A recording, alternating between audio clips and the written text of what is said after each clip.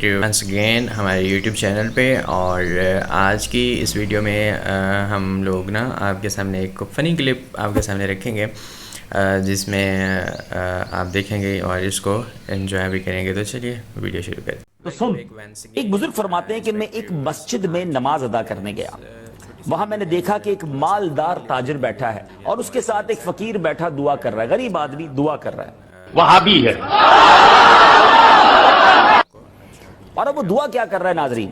وہ دعا یہ کر رہا ہے کہ یا الہی، میں آج اس طرح کا کھانا اور اس قسم کا حلوہ کھانا چاہتا ہوں، یعنی اس طرح کی سویٹ ڈش اور اس طرح کا کھانا کھانا چاہتا ہوں.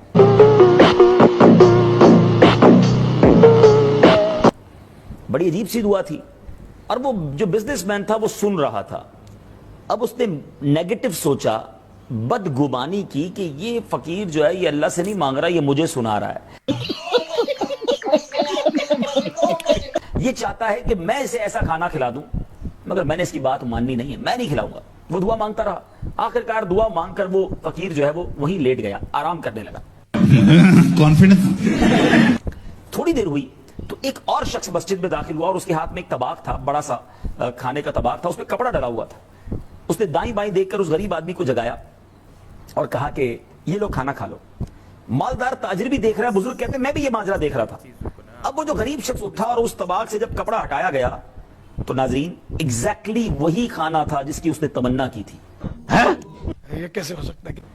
فقیر نے تھوڑا سا کھانا کھایا اس اللہ والے نے، اور جو کھانا لے کر آیا تھا اس کو دعا سے نوازا کہ اللہ تمہارا بھلا کرے، تمہیں خوش رکھے.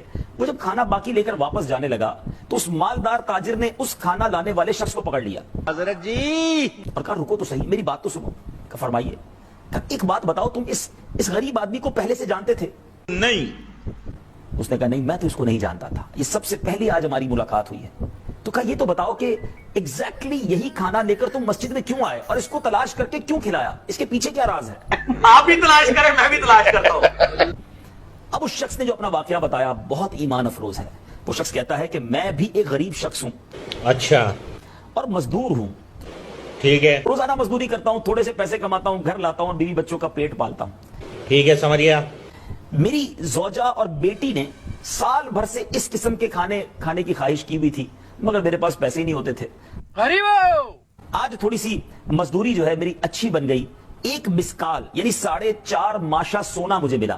یعنی آج کی زبان میں یہ کہوں کہ تقریباً 4 گرام سونا جو ہے اس شخص کو مزدوری میں ملا.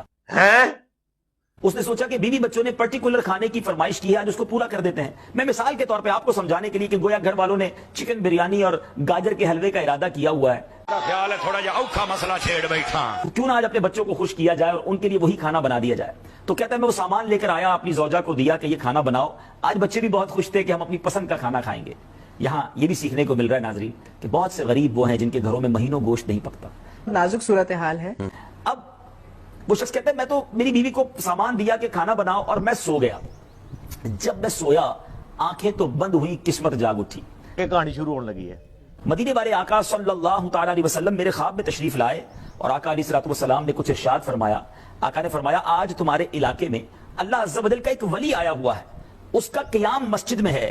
جو کھانے تم نے اپنے بیوی بچوں کے لیے تیار کروائے ہیں ان کھانوں کی کسی بھی خواہش ہے، اس کے پاس لے جاؤ، وہ اپنی خواہش کے مطابق کھا کر تمہیں واپس کر دے گا. بقیہ اللہ تعالیٰ تیرے لیے برکت عطا فرمائے گا اور میں تیرے لیے جنت کی ضمانت دیتا ہوں. استغفر اللہ. اللہ اکبر. وہ کہتا ہے میری آنکھ کھلی، مجھے تو گویا انعام مل گیا، نبی پاک کا دیدار بھی مل گیا. میں نے وہی کھانا اٹھایا، اس غریب کو کھلایا ہے. دیکھو اس نے کھایا بھی تھوڑا ہی ہے، اب واپس اپنے بچوں کو بھی کھلا دوں گا. اور نبی پاک نے بشارت بھی سنا دی ہے. سبحان اللہ، سبحان اللہ. کہانیاں جھوٹ، فراڈ، کوڑ.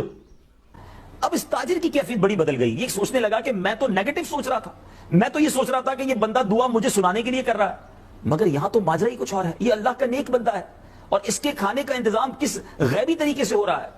اب اس تاجر نے اس مزدور کو کہا کہ ایسا کرو، 4.5 گرام سونا، 4 گرام سونا ہی تم نے یوز کیا ہے، تو مجھ سے وہ رقم لے لو اور جو تم نے یہ نیکی کمائی ہے اس میں مجھے بھی حصہ دے دو. نہ. وہ مزدور کہتا ہے نہیں، میرے آقا نے جو مجھے بشارت دی ہے، جو عطا فرمایا میں تمہیں کیسے دے سکتا ہوں.